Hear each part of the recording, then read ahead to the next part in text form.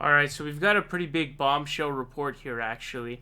And so, as you guys know, there's a lot of conversation going on about basically superdelegates coming in and overturning the will of the people and stealing the election.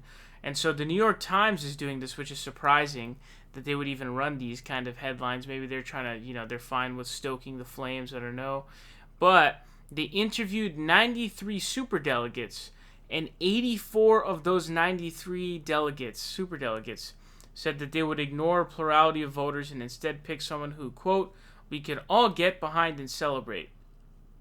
Now, here's a list of the candidates that those superdelegates suggested. They suggested Nancy Pelosi, Chris Coons, Sherrod Brown, Mark Warner, and Kamala Harris. So these are all corporate Democrats, obviously, here. Nancy Pelosi is extremely, extremely old, by the way. So all the people saying that Bernie Sanders is too old to be president, I mean, the argument flies out the window right there with Nancy Pelosi.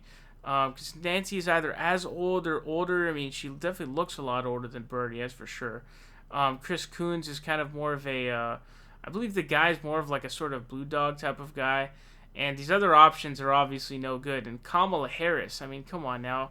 She literally dropped out. And so you've got this story going on, and the headline says Democratic leaders willing to risk party damage to stop Bernie Sanders.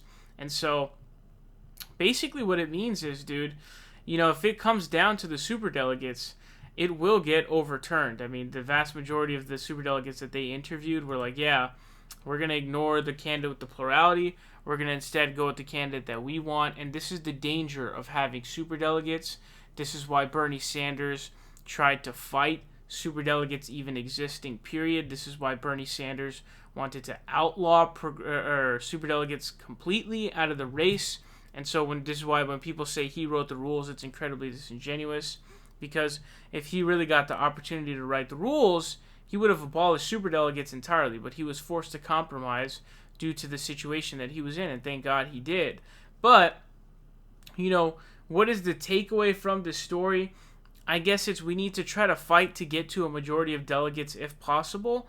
And to be quite frank with you, I'm simply not sure whether or not the party at the end of the day would really risk being in this situation in which they are basically destroying the party forever, because I'm not going to vote for the Democratic Party. I'm not going to vote for any Democratic candidate for president and House, nowhere. I will never vote for anybody with a D next to their name.